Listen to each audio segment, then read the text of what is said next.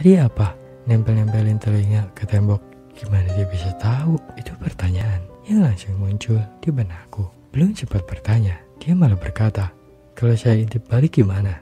Tersenyum sambil menunjukkan giginya yang hitam. "Mau apa kesini?" tanyanya sambil melebarkan kedua bola matanya. What's up guys? Kembali lagi bersama gue Faul.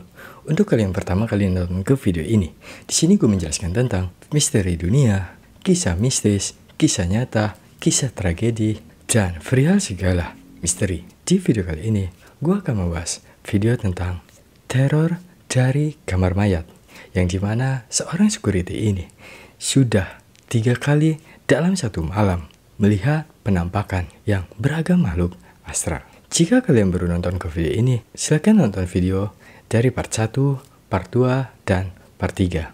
Video ini sungguh panjang dan bakal gue jadikan sampai part 5. Oke, gimana kisahnya? Dari seorang security yang diteror dari kamar mayat. Sebelum kita melanjutkan ke videonya guys, jangan lupa klik tombol subscribe, like, dan komennya. Dan jangan lupa nyalakan lonceng notifikasinya agar kalian tidak ketinggalan video terbaru dari gue guys. Oke, kita langsung aja ke videonya. Di sini aja.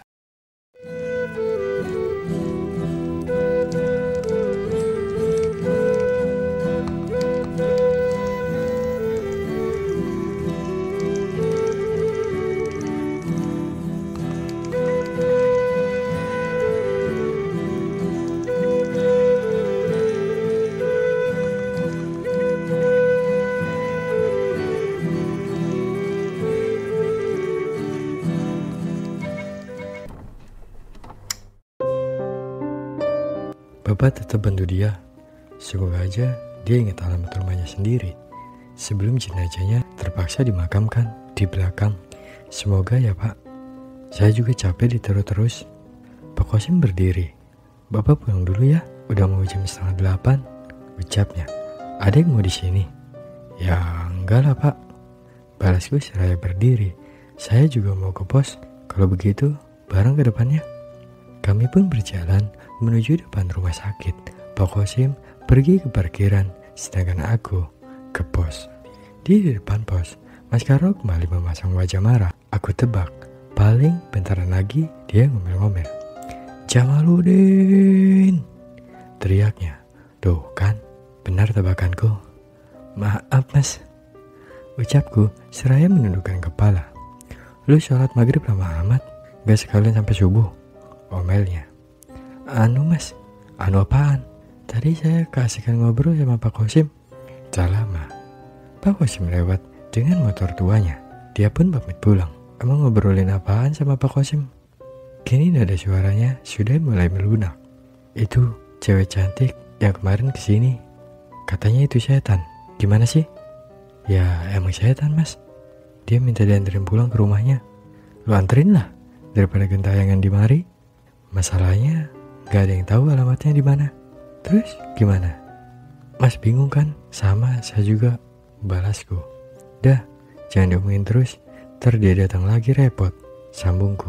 "Tadi aja dia tiba-tiba muncul di belakang saya Mas," sambungku lagi. "Jangan nakutin lu Din."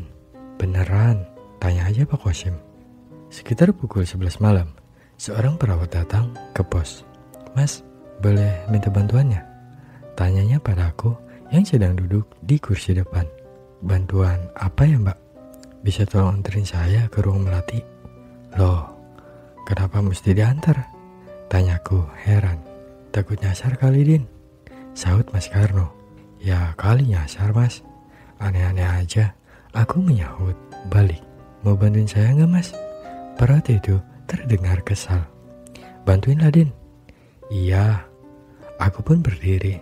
"Yuk Mbak." Kami pun berjalan masuk ke dalam rumah sakit. Ruangan melati ini berada di area dengan ruangan mawar. Jika ruangan mawar ini harus melewati selasar panjang tempat Suster Diana biasanya menampakkan diri.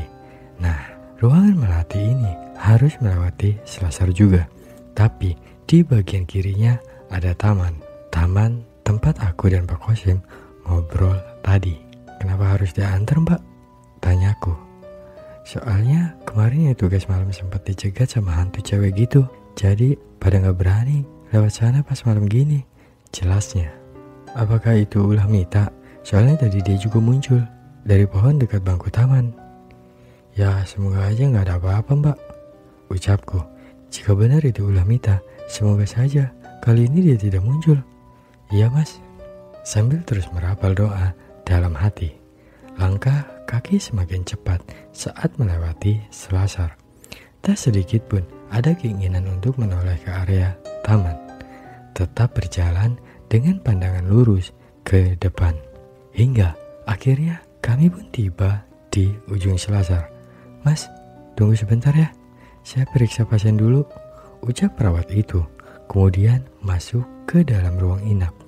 Ya mbak, aku berdiri di tengah lorong panjang yang kiri kanannya ada deretan ruang inap. Krek. Salah satu pintu terbuka, bukan pintu yang dimasukin perawat tadi, tapi pintu lain di dekatnya. Seorang perawat lain muncul dari dalam, wajahnya tak asing. Suster Diana. Jantungku mulai berdegup kencang. Rasanya tak mungkin berlari dan meninggalkan perawat tadi sendirian. Suster Diana berjalan mendekat. Sontak aku langsung memalingkan wajah dan menutup mata. Tidak perlu takut, bisiknya yang tiba-tiba terdengar sangat dekat. Kami tidak selalu bisa mengingat semuanya. Kamu harus bisa bersabar menghadapinya, karena dia sudah memilihmu untuk menolongnya, pesannya. Hembusan angin terasa di leherku. Tak lama tercium wangi melati. Saat ku membuka mata, lorong sudah kembali terlihat sepi. Krut, krut. Pintu salah satu ruang inap terbuka. Dek. Jantungku seakan-akan berhenti berdetak. Diikuti tatapan mata yang membesar. Seorang perawat keluar. Kenapa ngeliatinnya gitu mas? Tanyanya heran. Ah enggak, ternyata perawat yang tadi ku antar bukan Suster Diana. Saking takutnya, aku sampai lupa kalau dia memang ada di ruangan itu. Perawat itu berjalan menghampiriku. Mas, pakai minyak wangi melati? Spontanku langsung mengendus baju. Tak ada wewangian apapun. Enggak mbak. Terus siapa yang pakai minyak wangi melati? Gak tahu mbak. Dalam hatiku berkata, mungkin itu wangi dari Suster Diana. Saya jadi merinding. Mbak, udah selesai? Tanyaku. Belum mas, bentar ya. 2 kamar lagi. Oke mbak, saya tunggu di sini. Aku harus menunggu di lorong sepi ini lagi. Perawat itu berlalu melewatiku menuju ruang inap lainnya. Sementara aku sedang menenangkan diri sambil bersiap-siap bila ada yang tiba-tiba muncul. Duk, duk, duk. Suara hentakan kaki menggema di lorong sebelah kiri. Spontan aku menoleh, tapi tidak ada siapa-siapa. Aku pun berjalan ke depan ruang inap, tempat si perawat tadi masuk. Mas, ngagetin aja, ucapnya saat mendapatiku sedang berdiri di depan pintu. Tunggu ya mas. Satu lagi, dia pun berjalan ke ruang inap terakhir. Oke mbak, balasku sedikit malu. Kini aku sendirian lagi, kembali celengak-celungup, tak jelas. Tak lama tercium bau busuk, sudah pasti kali ini kerjaan Mita. Aku sudah mengambil sikap siaga, sambil menyandarkan punggung ke tembok. Tak mau tiba-tiba dia muncul dari belakang. Saat melihat ke arah kanan, Mita sudah berdiri di ujung lorong, sambil menundukkan kepala, membiarkan rambut panjangnya menutupi sebagian besar tubuhnya. Astagfirullah. Perlahan, Mita melayang ke arahku. Sontak, aku langsung memejamkan mata, seraya komat kamit merapal doa. Terasa sentuhan di pundak. Jangan ganggu saya, Mita. Ucapku sedikit berteriak. Mita siapa mas? Balas suara seorang wanita. Suaranya tidak mirip dengan Mita. Ku buka mata. Benar, bukan Mita. Mita siapa mas? Tanyanya lagi. Bukan siapa-siapa, laku. Terus, mas ngapain cenderung ke tembok sambil tutup mata? Habis lihat sesuatu ya? Selidiknya. Enggak mbak, saya cuma ngantuk. Oh, kirain lihat sesuatu. Yuk mas, saya sudah selesai, ajaknya. Kami pun bergerak keluar dari lorong. Kembali harus dihadapkan dengan selasar panjang dan taman. Dengan langkah cepat, kami pun melalui selasar itu. "Makasih ya mas," ucap perawat itu. "Iya mbak." Perawat itu pun berjalan ke ruangan khusus perawat, sementara aku berjalan menuju pos. Setibanya di pos, kepalaku tiba-tiba pusing. "Udah Din?" tanya Mas Karno. "Udah mas," balasku seraya duduk. "Kenapa lu? Kayaknya capek banget. Kepala saya tiba-tiba pusing mas." Aku masuk ke dalam pos, mulai merebahkan diri di lantai. "Mas, kalau mau patroli bangunin saya ya," teriakku dari dalam pos. "Lu santai aja, malam ini gue malas patroli," sahutnya. Ku ambil tas kecil untuk dijadikan bantal. Lantai yang dingin tak menghalangiku untuk segera tertidur. Karena kepala ini sudah terasa semakin berat. Tak lama, aku pun tertidur. Gemericik air terdengar dari kejauhan. Aku berjalan mengikuti sumber suara itu, melewati jalan setapak yang penuh dengan bebatuan serta pepohonan yang menjulang tinggi. Di kiri, di kanan, semakin ku melangkah maju, semakin deras suara air itu. Tiba di ujung jalan setapak, aku bisa melihat sebuah air terjun yang sangat indah. Bentuknya berbeda dengan air terjun pada umumnya karena aliran airnya berbelok sedikit di tengah-tengah, sehingga mirip sekali dengan perosotan. Cukup lama aku menatap keindahan alam ini, sampai aku menyadari ada seseorang yang sedang duduk di atas bebatuan dekat air terjun. Seorang wanita yang sedang membasuh rambutnya yang panjang. Ada sebuah daya tarik yang membuatku berjalan menghampirinya. Ia tetap duduk membelakangiku, tak sadar dengan kehadiranku. Saat jarakku hanya tinggal beberapa langkah darinya, ia pun menoleh ke arahku sambil mengibaskan rambutnya yang basah, refleks untuk menghindari cipratan air yang datang tiba-tiba. Kuusap wajah yang basah, kemudian membuka mata. Di hadapanku sudah berdiri wanita cantik. Semakin lama kulihat, wajahnya mirip dengan Mita. Mita tersenyum, tak hanya bibirnya saja yang tersenyum. Biasanya jika aku sedang banyak masalah, pasti datang ke tempat ini. Tempat yang sangat indah dan nyaman untuk berkeluh kesah. Orang-orang takkan bisa melihat air mataku karena tertutup air terjun yang menyejukkan, ucapnya. Tiba-tiba, aku terbangun dari tidurku, membuka mata sebentar, lalu menutupnya kembali, memikirkan mimpi tadi. Hawa dingin terasa di telapak kaki. Aku pun menggerak-gerakkan kaki agar tak terasa dingin. Namun, hawa dingin itu kian menjadi-jadi, seperti sedang berendam di air es. Aku kembali membuka mata, lalu menatap ke area kaki. Astagfirullah, sepotanku berteriak saat melihat Mita sedang jongkok di dekat telapak kakiku. Wajahnya tidak secantik yang di mimpiku tadi. Hari ini saya ingin sekali pergi ke sana, tempat yang tak jauh dari rumah, ucapnya lalu menghilang. Aku bangkit, berjalan keluar pos dengan sedikit sempoyongan, kemudian duduk di kursi depan. Tak lama Mas Karno muncul dari luar gerbang. "Dah bangun lu?" sapanya seraya menghampiriku. "Iya mas," balasku pelan. "Kenapa lu?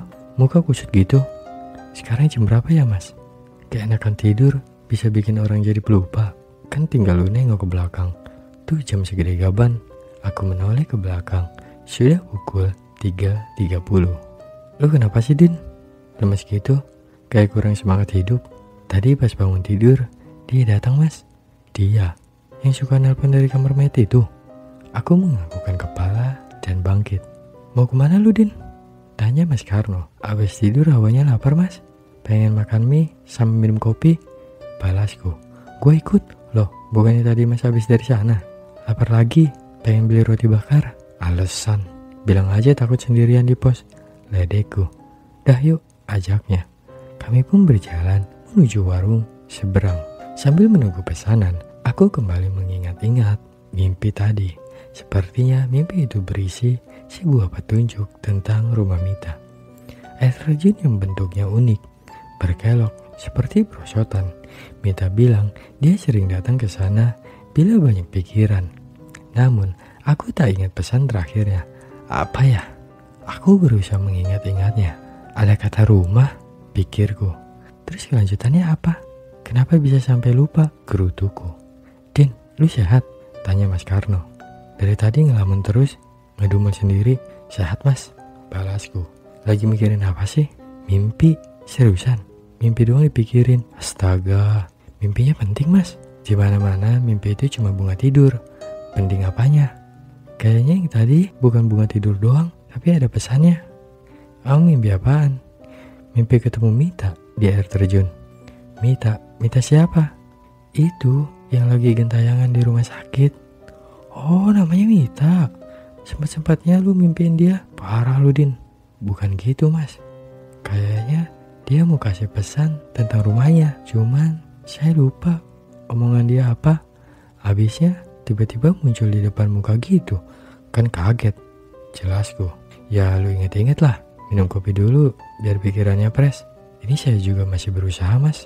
Aku menyeruput kopi sambil memikirkan pesan Mita. Rumah. Ku ulang-ulang kata tersebut di pikiranku. Tetap tak ingat. Beberapa saat kemudian mie rebus pesananku sudah tersedia. Bergegasku menyantapnya. Buru-buru amat lu, Din? Tanya Mas Karno. Lapar. Kalau pikiran buntu gini, saya harus sholat. Balasku seraya menghabiskan mie. Masa bisa gitu? Beneran mas? Saya sering lupa naruh kunci motor. Pas sholat ingat di mana? Ada-ada aja lu. Tapi kan subuh masih setengah jam lagi. Lu berani sendirian di mushola rumah sakit? Saya mau ke masjid dekat sini aja mas. Aku bangkit sambil menaruh uang pecahan 10.000 rupiah. Saya duluan ya mas. Jangan lama-lama. Lama juga gak apa-apa kali mas. Kan udah ada yang nemenin di pos. Ledekku. Jangan asal ngomong lu, Din. Mas Karno kesal. Bercanda mas. Aku berlalu sambil tersenyum setelah melihat reaksi Mas Karno. Setibanya di masjid, sudah terlihat beberapa orang di dalam. Aku mengambil wudhu, lalu duduk bersila di dalam sambil menunggu waktu subuh. Tentunya masih memikirkan ucapan Mita tadi. Kututup mata, membayangkan kejadian saat ku bangun tidur tadi. Mita jongkok di dekat kaki dan berkata, dia ingin pergi ke sana karena tempat itu tidak jauh dari rumahnya. Akhirnya aku bisa mengingat ucapannya. Rasanya beban pikiran ini langsung hilang. Azan subuh berkumandang, aku pun bangkit dan bersiap-siap untuk sholat. Setelah sholat, langsung kembali ke pos. Kenapa sih senyum gitu? Tanya Mas Karno saat ku tiba di pos. Dah ingat, aku menganggukkan kepala. Udah mas, emang dia ngomong apa? Tempat yang di mimpi saya tadi itu gak jauh dari rumahnya. Lu masih ingat kan tempatnya? Masih mas. Nah cepetan dah lu cari tempatnya biar dia gak gentayangan terus di sini ganggu orang. Cara nyarinya gimana mas? Iya gimana ya? Mas Karno pun kebingungan. Ya lu diskusiin sama Pak Kosim aja ntar. Jangan nambah beban pikiran gua, imbuhnya. Pukul 8, Pak Kosim sudah datang ke rumah sakit. Bergegas aku membuntutinya ke parkiran. Mita lagi. Tebaknya seraya melepas helm. Aku menganggukkan kepala sambil tersenyum. Apalagi ulahnya tadi malam. Dia muncul di ruang melati. Sebelumnya, Suster Diana juga muncul di sana. Jelasku. Tumben Suster Diana muncul di sana. Dia ngomong apa? Katanya saya harus sabar ngadapin Mita. Soalnya emang udah dipilih sama dia. Ya emang harus sabar. Terus jangan takut. Pak Kosim tersenyum. Gimana gak takut pak? Orang pas saya bangun tidur, dia tiba-tiba muncul di depan muka. Balasku. Aku pun menceritakan mimpi dan ucapan Mita. Berarti air terjunnya dekat rumah dia, ucap Pak Kosim setelah mendengarkan ceritaku. Iya pak, kalau ada benar-benar ingat detailnya, coba dicari. Kira-kira air terjunnya ada di mana? Caranya gimana pak? Ada emang gak punya handphone? Aku menggelengkan kepala. Serius? Zaman modern gini masih belum punya handphone? Bulan lalu punya pak, sekarang enggak. Soalnya handphonenya saya jual buat kebutuhan sehari-hari sama bayar kos. Oh, ya udah pakai handphone bapak aja nih. Pak Kosim menyerahkan ponselnya. Terus gimana nyarinya? Tanyaku bingung sambil menatap layar ponsel. Kamu cek Google, ketik aja air terjun di Indonesia. Siapa tahu ada yang gambarnya mirip. Baik pak, aku pun mengikuti instruksi dari Pak Kosim sambil duduk di pinggir parkiran motor. Gak ada yang mirip pak, ucapku setelah mencari beberapa menit. Coba di pencariannya, kayaknya bentuknya kayak perosotan. Ketik aja air terjun perosotan atau air terjun berbelok. Bisa juga air terjun di Jawa Barat atau di gunung mana gitu. Intinya harus sabar. Bapak ke dalam dulu ya. Pak Kosim pergi meninggalkanku. Masih sibuk memasukkan kata kunci di Google. Cukup lama aku duduk di parkiran sampai terlintas di pikiran untuk memasukkan kata kunci air terjun di Gunung Salak. Ketemu, teriakku. Saking senangnya, bentuknya mirip sekali dengan yang ada di mimpiku. Aku berdiri, lalu sedikit berlari menuju kamar mayat, menghampiri Pak Kosim. Setibanya di sana, pintu kamar mayat masih tertutup rapat. Loh, Pak Kosim kemana? Pikirku. Adi ngapain berdiri sini? Terdengar suara seseorang di belakangku. Tentunya itu suara Pak Kosim. Ah, Bapak, bikin saya kaget aja. Kirain ada di kamar mayat. Saya tadi ke ruang perawat dulu. Oh, ini Pak. Aku menunjukkan layar, ponsel padanya. Air terjunnya mirip sama yang di mimpi saya. Ada yakin? Yakin banget. Saya lihat Mita duduk di bebatuan ini. Emangnya air terjunnya di mana? Di Gunung Salak? Gak terlalu jauh. Namanya air terjunnya apa? Pak Kosim kembali bertanya.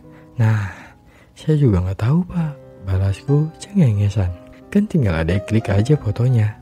Oh, bisa ya? Aku mengklik foto tersebut. Layar berubah ke halaman lain. Ini apa ya Pak? Tanyaku. Itu portal berita.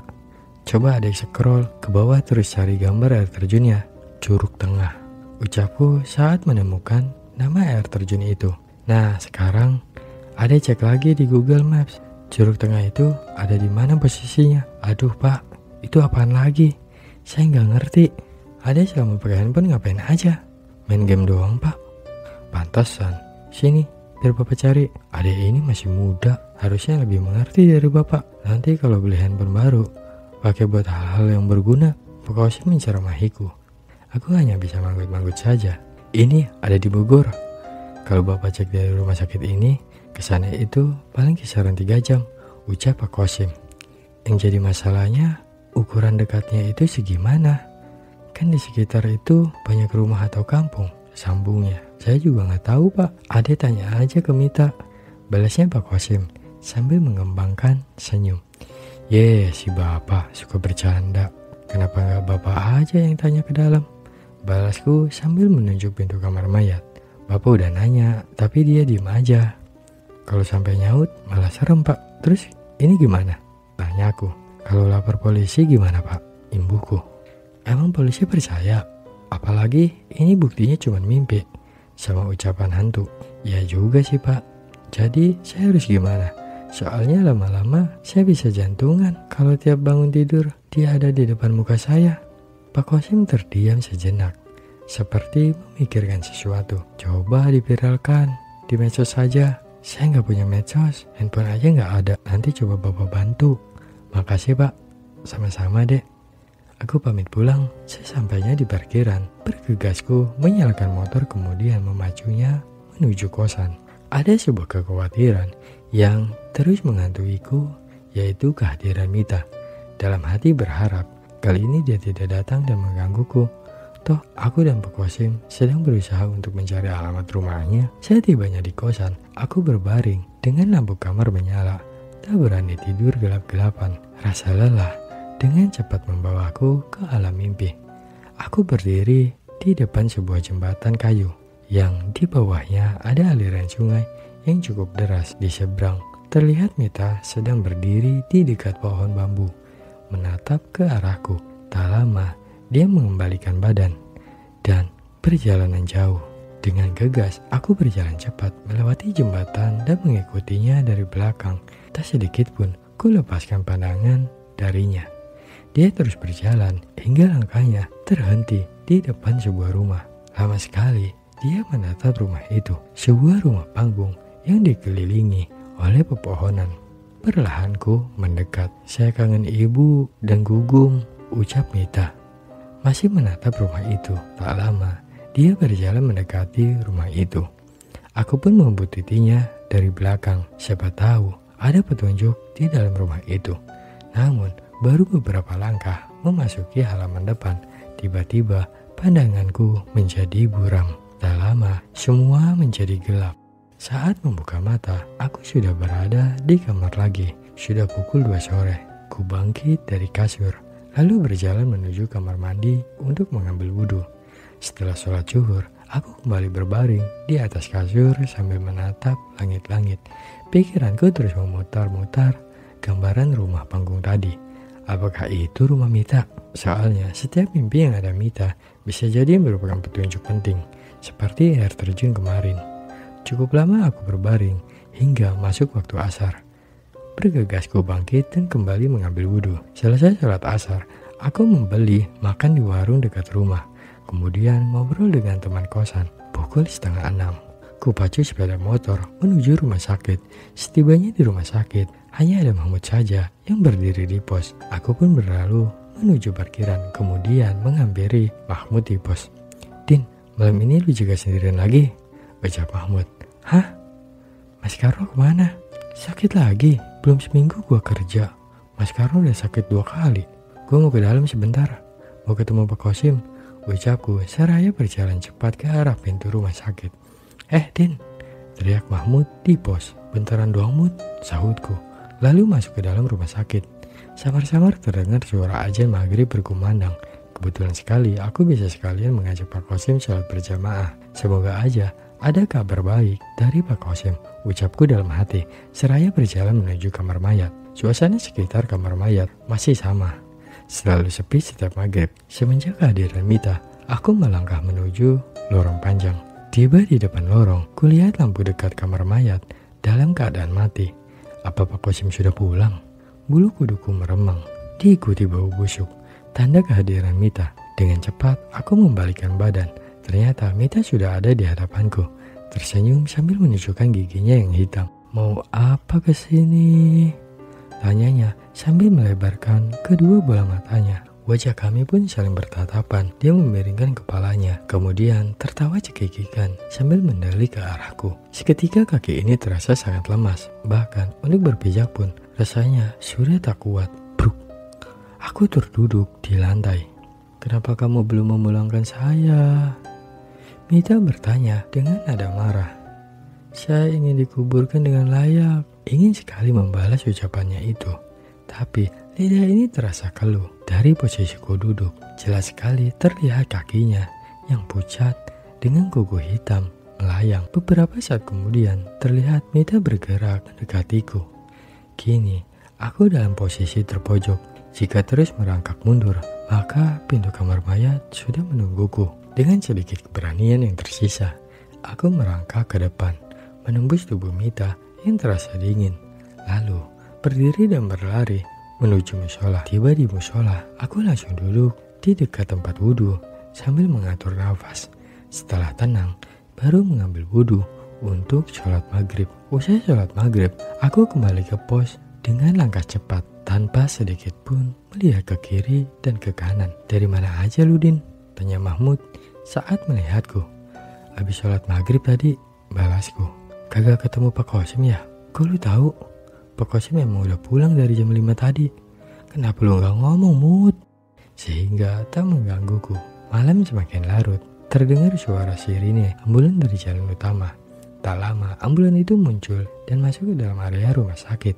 Aku berjalan mendekati ambulan yang berhenti di depan IGD. Terlihat seorang bersimpah darah di bawah masuk ke dalam IGD. Kayaknya korban kecelakaan, pikirku, lalu kembali ke pos. Di dalam pos, aku sudah dikejutkan dengan kehadiran Mas Karno yang sedang duduk sambil menatap televisi. "Mas, kapan datang?" sapaku.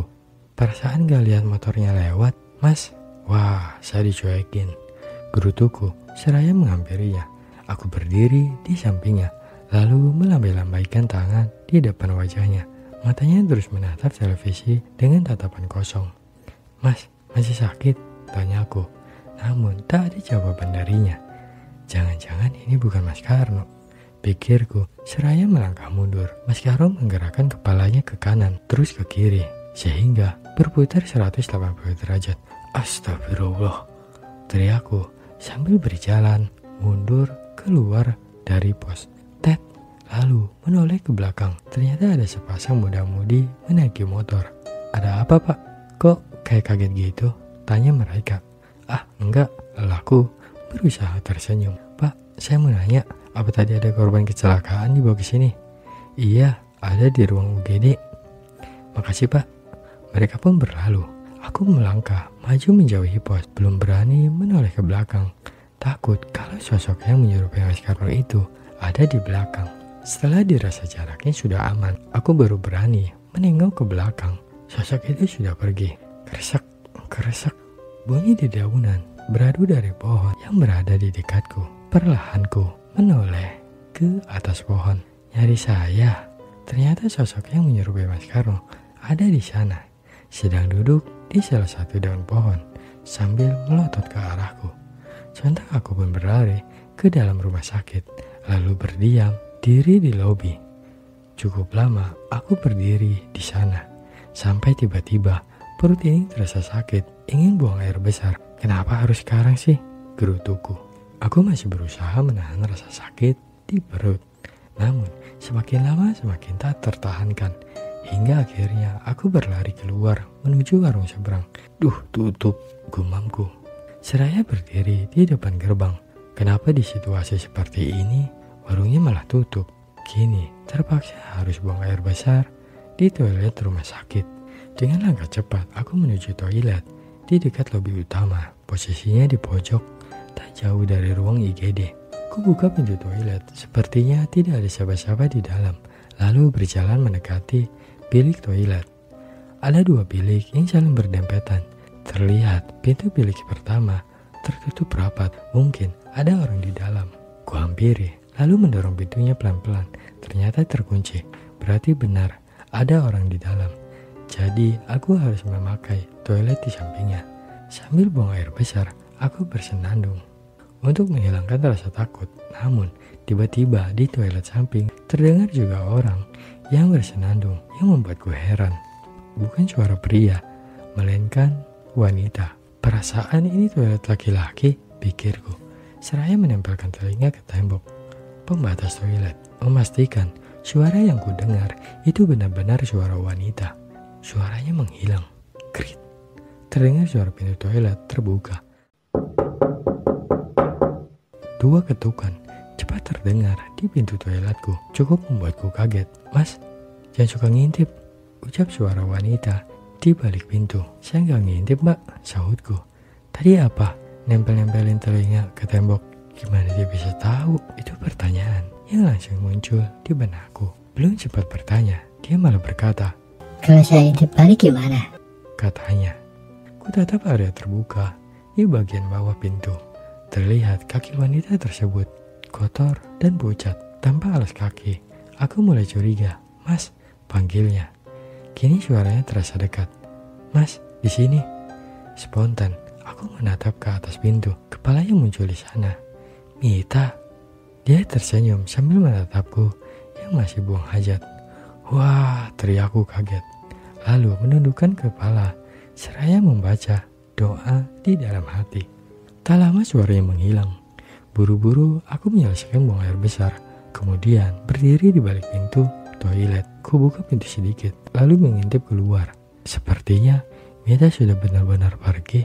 Posisiku kini sudah menempel dengan pintu. Bersiap-siap untuk lari keluar. 1, 2, 3. Aku menghitung dalam hati, kemudian berlari keluar toilet. Wah! Aku kembali berteriak saat melihat seorang pria sedang berdiri di depan toilet. Kepalanya diperban melingkar, terlihat sedikit noda berwarna merah. Pria itu pun kaget ku berteriak. Dia sampai melebarkan kedua bola matanya. Ada apa mas? Tanyanya. Enggak, ada apa-apa, balasku. Mas, ruang IGD di mana ya? Tanyanya lagi. Aku mengamati pria itu dari ujung kaki sampai kepala, kemudian melihat jam yang melingkar di tangannya. Pukul 11 malam. Jam segini ada pasien nyasar, pikirku. IGD, mari saya antar, ucapku. Dia pun tersenyum. Kemudian kami berjalan menuju ruang IGD yang sebenarnya tidak begitu jauh. Itu mas, ucapku sambil menuju ke ruang IGD yang sudah ada di depan mata. Makasih mas.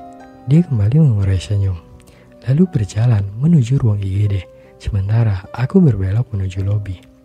Aku berdiri di depan pintu, ke rumah sakit. Belum berani kembali ke pos, takut sosok yang menyerupai Mas Karno masih ada di sana. Beberapa saat kemudian terdengar suara isak tangis di belakangku. Sontak aku langsung menengok. Ternyata suara itu berasal dari sepasang muda-mudi yang tadi naik motor. Mereka menangis di samping berangkar, yang di atasnya ada tubuh seseorang yang sudah ditutupi kain putih. Kayaknya korban kecelakaan tadi, pikirku. Seraya bergerak ke samping, memberi jalan untuk mereka. "Mas, ngapain di sini?" tanya seorang perawat yang tiba-tiba muncul di sampingku. "Duh, Mbak, ngagetin aja. Hari ini, entah sudah berapa kali, aku hampir kena serangan jantung." Kutatap wajah perawat itu. Ternyata yang kemarin ku antar ke ruang melati. "Lagi pengen di sini aja, Mbak. Nanti posnya kosong. Gak ada yang jaga," balasnya. "Ya, Mbak, bentaran juga saya balik ke pos. Tadi pengen lihat aja, ada apa di ambulan." "Oh, itu orang kecelakaan, Mas. Cuman sayangnya gak tertolong. Ada pendarahan di kepalanya." "Oh ya, Mbak, tadi waktu saya habis dari kamar mandi, ketemu laki-laki pakai baju kuning, kepalanya diperban, terus ada noda merahnya. Kayaknya pasien nyasar. Dia minta dianterin ke IGD. Saya cuma tunjukin aja tadi. Apa Mbak ketemu sama orangnya?" ceritaku. Perawat itu terdiam sejenak.